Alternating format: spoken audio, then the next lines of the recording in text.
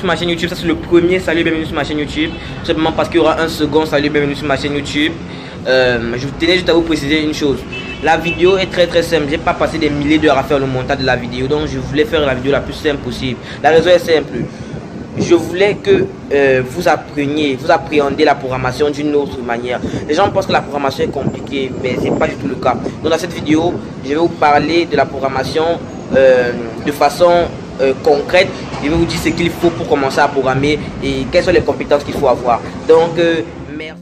Salut YouTube, bienvenue sur ma chaîne. Comme vous l'avez sûrement vu dans le titre, nous allons parler de qu'est-ce qu'il faut pour se lancer dans la programmation. En passant, n'hésitez pas à vous abonner à ma chaîne YouTube, à liker la vidéo et à laisser un tout petit commentaire si ça vous chante.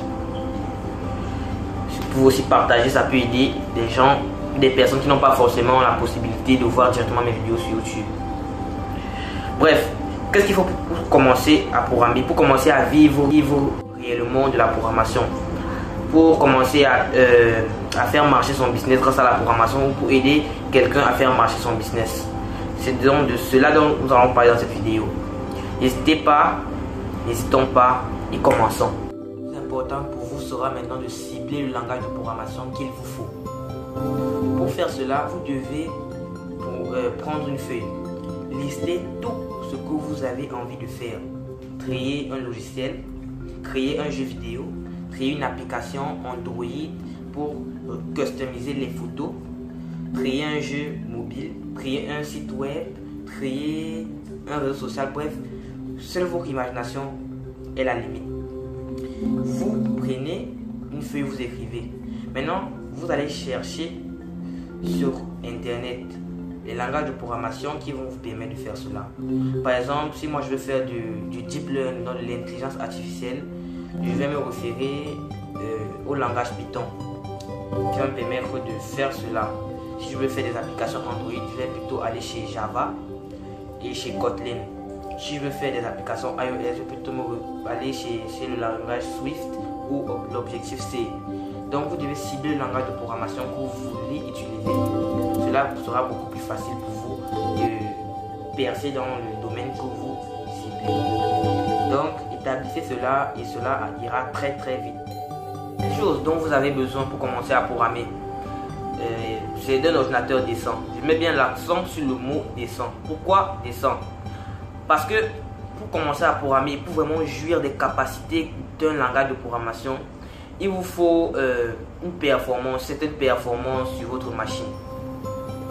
Donc je vous conseillerais d'investir dans un ordinateur portable décent et non dans un ordinateur portable très bas de gamme, parce que vous regretterez. Et un ordinateur assez décent vous permettre de jouir de toutes les fonctionnalités de votre du langage de programmation. Vous n'aurez pas à vous soucier de la mémoire. Bref, un ordinateur portable décent, c'est vraiment le strict minimum pour commencer à programmer. Pour moi, vous ne pouvez pas programmer sans ordinateur. Donc, procurez-vous un ordinateur portable décent pour commencer à programmer.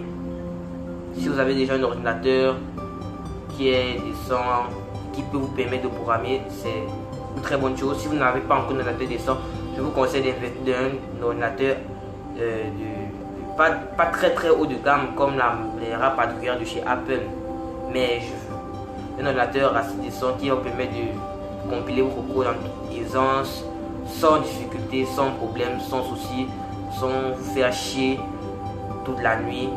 Bref, c'était la première chose, la chose essentielle qu'il vous faut.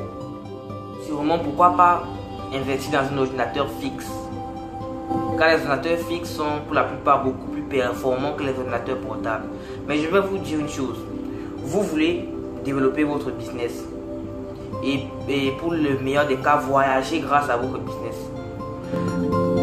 Sachant qu'un programmeur a tout son travail dans son ordinateur, il serait mieux d'avoir un ordinateur portable pour stocker toutes ces informations et tout son travail. Comme ça, vous pourrez voyager, aller dans tous les pays du monde, mais vous aurez votre travail sur votre machine. Car se dépasser avec un ordinateur fixe n'est pas toujours très évident. Donc pour moi, le meilleur cas possible pour vous est d'avoir un ordinateur portable plutôt qu'un ordinateur fixe. Mais si vous avez le budget nécessaire, vous pouvez vous procurer un ordinateur fixe et un ordinateur portable. Mais pour moi, l'ordinateur portable est quelque chose vraiment d'essentiel. On ne peut pas faire une passe sur l'ordinateur portable en tant que programmeur. L'ordinateur portable est essentiel lorsqu'on est programmeur. Bref, c'était juste un petit rappel pour ceux qui se disaient que ils voulaient un ordinateur fixe. Si vous avez le budget, procurez-vous un ordinateur fixe et un ordinateur portable. Mais juste l'ordinateur fixe, ça va pas. Bon, bref, ça dépend de vous. C'est juste un conseil que je vous donne. Vous faites ce que vous voulez. Je vous offre vos ordinateurs portables ou vos ordinateurs fixes. Ça dépend de vous. Maintenant, vous dites, qu'est-ce que je fais pour commencer à coder et à réaliser des programmes informatiques, c'est-à-dire des applications, des sites web ou des logiciels de bureau? Est-ce que les connaissances vont tomber du ciel? Malheureusement non, vous devrez apprendre à coder. Pour ce faire, vous pouvez apprendre à coder en ligne. Vous pouvez suivre des bootcamps, c'est-à-dire 3 mois de code pur, non-stop, avec une grande communauté de personnes qui savent coder et des encadreurs. Là, vous apprenez plus vite, mais pour moi, c'est une solution hyper radicale car vous n'avez pas trop le choix et on vous pousse à coder. Bref, chacun voit comme il peut. Mais moi, je vous conseillerais de prendre des cours payants ou gratuits en ligne. Pour le mieux, je vous conseille de prendre des cours payants. Parce que quelqu'un qui propose des cours payants en ligne a pris du temps pour faire ses cours, a donné toute son énergie. Vous pouvez aussi suivre des cours gratuits si vous n'avez pas d'argent pour suivre des cours payants. Les cours gratuits, je vous conseille le site Open Classroom. Je vous mets le lien en description. C'est un très bon site pour apprendre à coder. Donc c'est ça, vous devez apprendre à coder maintenant.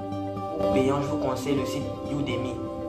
Ils ont même une application sur Android et iOS. Vous pouvez suivre des cours payants.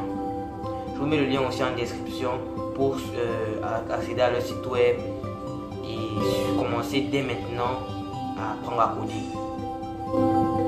Voilà. Coder. Et quand vous codez, pensez à ce que vous pouvez faire après. Vous pouvez changer le monde, vous pouvez gagner de l'argent, vous pouvez rendre les gens heureux grâce à vos compétences en programmation. C'est-à-dire, donc, coder sans jamais arrêter. Et vous réussirez à réaliser ce que vous voulez. Donc, merci d'avoir regardé cette vidéo. Lâchez un pouce bleu si ça vous plaît. Commentez la vidéo. Partagez, ça peut aider des personnes. Vous pouvez aussi me suivre sur les autres réseaux sociaux, Facebook, Instagram, Twitter. Je suis disponible là-bas. Si vous êtes aussi disponible là-bas, on peut se retrouver là-bas sur ces réseaux sociaux. Cette plateforme est communiquée entre nous.